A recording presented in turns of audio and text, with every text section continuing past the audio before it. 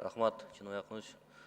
Теңизбек Жусупбекович, айтсаңыз, пенсиялык фонд боюнча качан реформа жүргүзөсүздөр?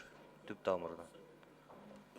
Табалды Гапурович, өзү 13-жылы ошол вице-премьер күрүүрүт эткен 12 министерстводон турган ведомстволук аралык комиссия түзүлүп, соцфонддук системаны, ошо пенсияны камсыздоо системасын өнүктүрүүнүн концепциясы кабыл алынган. Ошол 2025 жылга чейин концепция кабыл алынган. Ошолордон мыйзамдарды мына азыр 2 мыйзамды да алып келип атабыз. Ошол концепциябыз биздин негизги стратегический документибиз болуп ошол эсептелет да.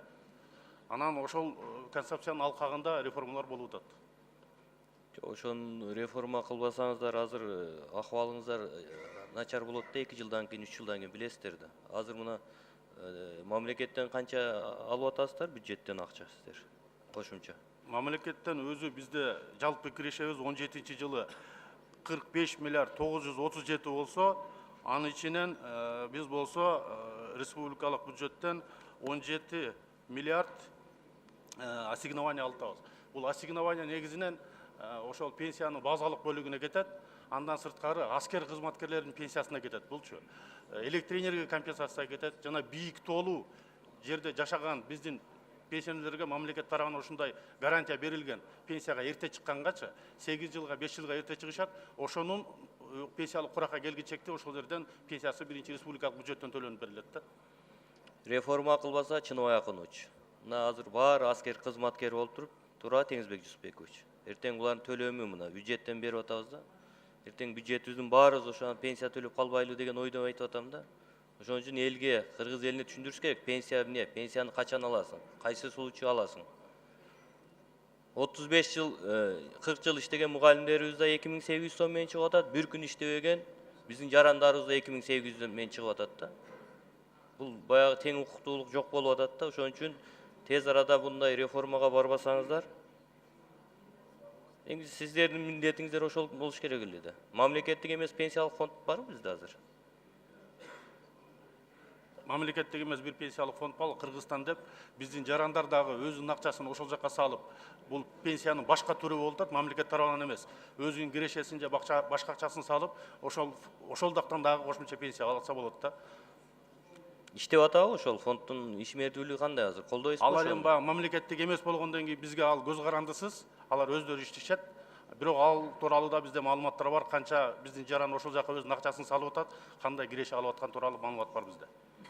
Эми ал жактан киреше алып атат да, туурабы? Ооба. Жарандарыбыз. А сиздерден албай атат. Бизде деле топтомо бөлүгү бар пенсиянынчы 2%.